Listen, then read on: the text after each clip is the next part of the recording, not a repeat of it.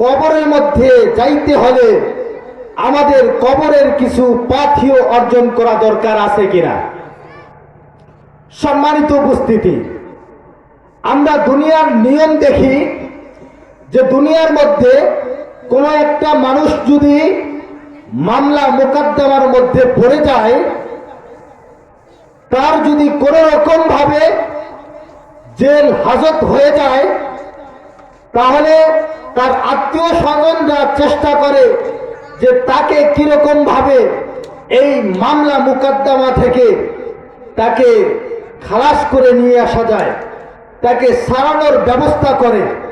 উকিল ধরে, পুলিশ এবং বিভিন্ন প্রশাসনের সাহায্য নেয় যাতে করে তাকে মুক্তি লাভ করানো যায়। এটা হচ্ছে দুনিয়ার নিয়ম যে একজন মানুষ তার ফাঁসির কাস্টে ঝুলানোর মধ্যে তার একটা মামলা হয়েছে, সে যদি পুলিশকে কিছু ঘুষ দেয়, উকিলকে কিছু ঘুষ দেয়, সেই ফাঁসির কাস্টের মানুষটাকেও সারানো ব্যবস্থা করা যায়। কিন্তু আপনি আমি যদি কবরের মধ্যে যাওয়ার পরে আপনার আমার যদি জাহান্নামের ফয়সালা হয়ে যায়, তাহলে সেই জায়গার মধ্যে আপনি আমি কি কোনো রকম টাকা দিয়ে ঘুষ দিয়ে ছাড়ানোর ব্যবস্থা আমাদের হতে পারে? বলেন দেখি, ছাড়ানোর ব্যবস্থা হতে পারে? কখনো নয়। তাহলে ওই কবরের মধ্যে যাওয়ার পরে যদি শাস্তি থেকে বাঁচতে চাও, তাহলে কি করতে হবে? এই দুনিয়ার মধ্যে থাকার পরে আমল করতে হবে। যদি আমরা আমল করে কবরের মধ্যে যেতে পারি, তাহলে আল্লাহ রাব্বুল আলামিন আমাদেরকে চিরস্থায়ী জান্নাতের নীড় আমাদেরকে দান করবেন। সম্মানিত উপস্থিতি, আল্লাহর হাবিব সাল্লাল্লাহু আলাইহি ওয়াসাল্লামের একটা বুখারী শরীফের এবং মুসলিম শরীফের একটা হাদিস আমি তেলাওয়াত করেছি। আল্লাহর হাবিব সাল্লাল্লাহু আলাইহি ওয়াসাল্লাম বলেন, عن أبي هريرة رضي الله تعالى عنه قال قال النبي صلى الله عليه وسلم إذا مات الإنسان انقطع عنه عمله إلا من ثلاث। আল্লাহর হাবিব সাল্লাল্লাহু আলাইহি ওয়াসাল্লাম বলেন, যদি কোনো ব্যক্তি কবরের মধ্যে শুয়ে শুয়ে সওয়াব পেতে চায়, তাহলে ওই ব্যক্তির জন্য তিনটা আমল এই দুনিয়ার মধ্যে করে যেতে হবে। এক নাম্বার, আল্লাহ রাসূল সাল্লাল্লাহু আলাইহি ওয়াসাল্লাম বলেন, সাদাকাতুন জারিয়াতুন। কোন ব্যক্তি যদি দুনিয়ার মধ্যে মৃত্যুবরণ করার পরে কবরের মধ্যে শুয়ে শুয়ে সওয়াব পেতে চায়, তাহলে ওই ব্যক্তির জন্য তিনটা আমল করতে হবে। এক নাম্বার আমল সাদাকাতুন জারিয়াতুন। দুনিয়ার মধ্যে ওই ব্যক্তিটাকে সদকায়ে জারিয়া করতে হবে।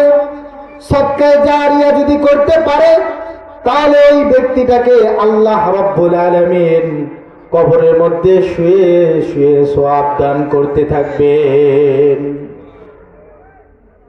সদকায়ে জারিয়া হচ্ছে কোন একটা মানুষ মসজিদ নির্মাণ করার জন্য মসজিদের মধ্যে অর্থ দিল, সম্পদ দিল, টাকা পয়সা দিল, মাদ্রাসার মধ্যে অর্থ দিল, সম্পদ দিল, টাকা পয়সা দিল, বিভিন্নভাবে সহযোগিতা করল।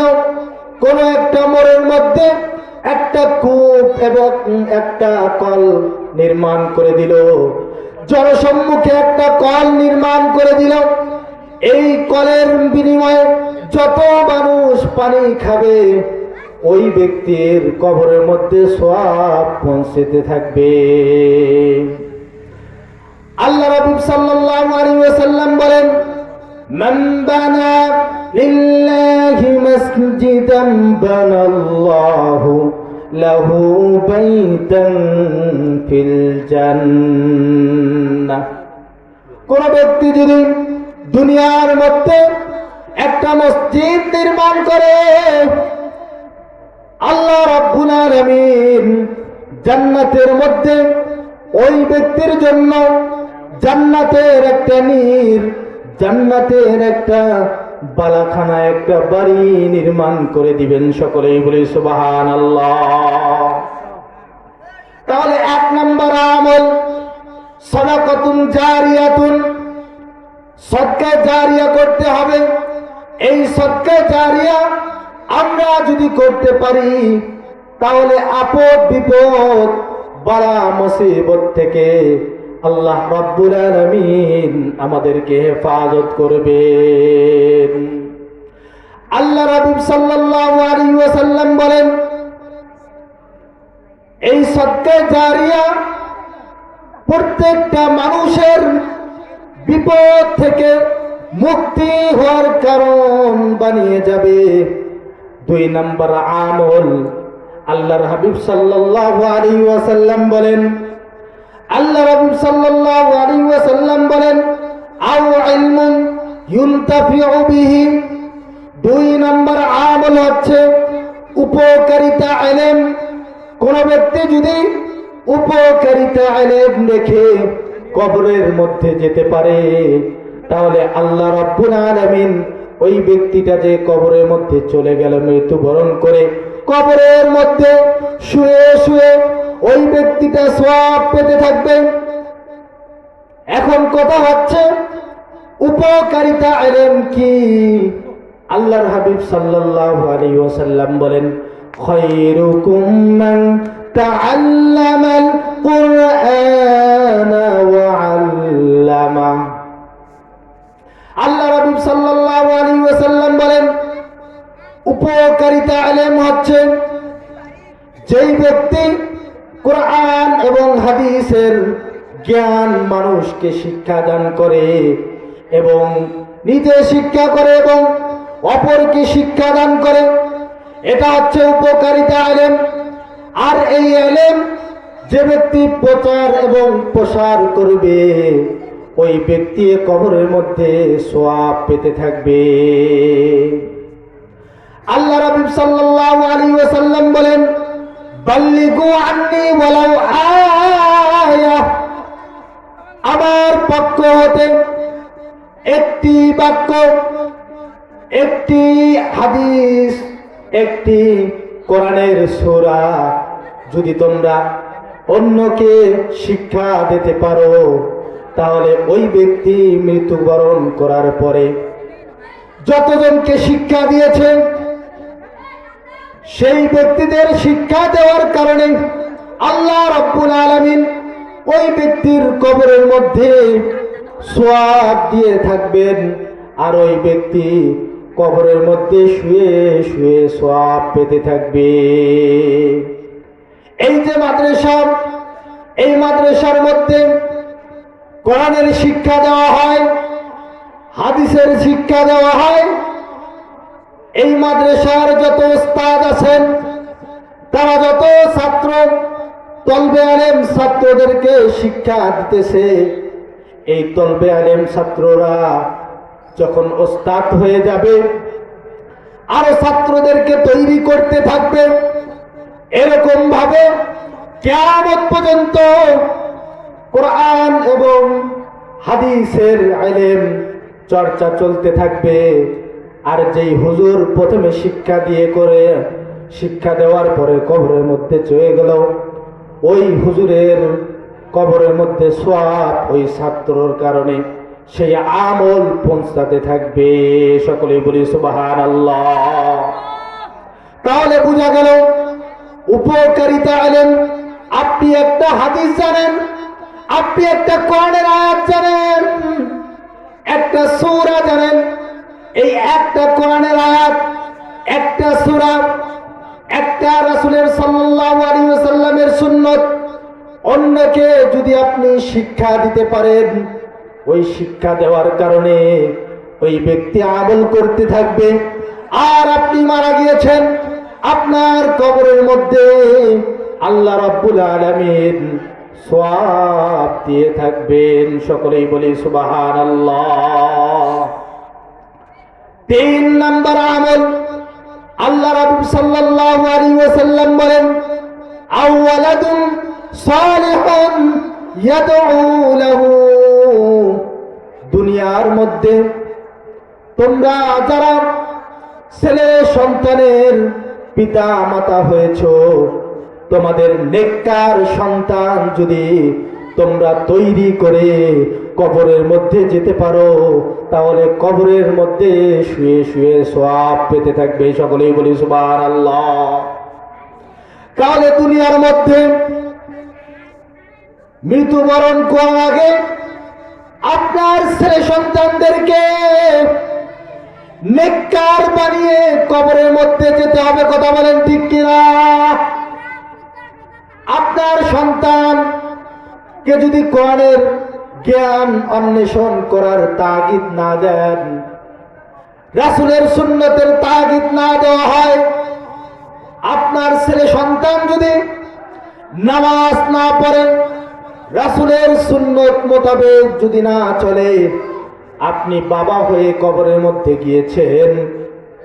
আপনার ছেলে সন্তান দুনিয়ার মধ্যে যত ওয়াকাম কুকাম করতেছে, গান বাজনা শুনতেছে, জুয়া খেলতেছে, তাস খেলতেছে, সিগারেট খাচ্ছে, জেনা করতেছে, সমাজের সমস্ত অন্যায় করতেছে, দুর্নীতি করতেছে, চাঁদাবাজি করতেছে, আর আপনি কবরের মধ্যে চলে গেছেন।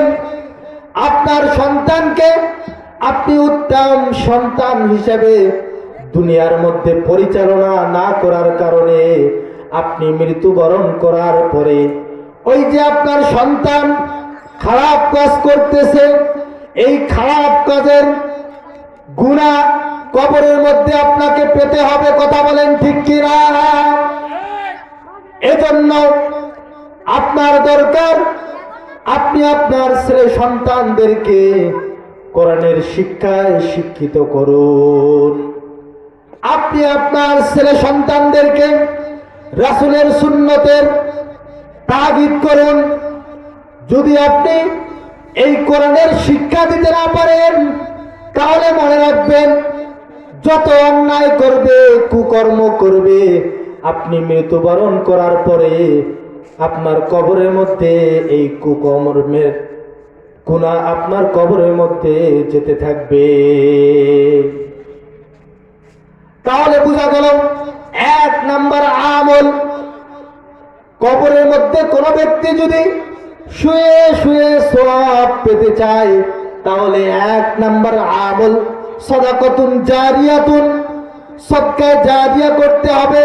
2 নাম্বার আমল হচ্ছে, 2 নাম্বার আমল উত্তম ইলম শিক্ষা দিতে হবে, উপকারিতা ইলম শিক্ষা দিতে হবে। উপকারিতা ইলম যদি ছেলে সন্তানদেরকে, মেয়ে সন্তানদেরকে শিক্ষা দিতে পারেন, তাহলে কবরের মধ্যে আপনি শুয়ে শুয়ে সওয়াব পেতে থাকবেন। 3 নাম্বার আমল হচ্ছে আপনার ছেলে সন্তানদেরকে উত্তম ছেলে সন্তান হিসাবে দুনিয়ার মধ্যে পরিচালনা করে আপনাকে কবরের মধ্যে যেতে হবে। তাহলে আপনার এই ছেলে সন্তান দোয়া করবে প্রত্যেক দিন নামাজ পড়ে, রব্বির হামহুমা কামা রব্বায়ানি সগীরা। প্রত্যেক দিন দোয়া করার কারণে কবরের মধ্যে আপনি শুয়ে শুয়ে সওয়াব পেতে থাকবেন। আল্লাহ রাব্বুল আলামিন আমাদের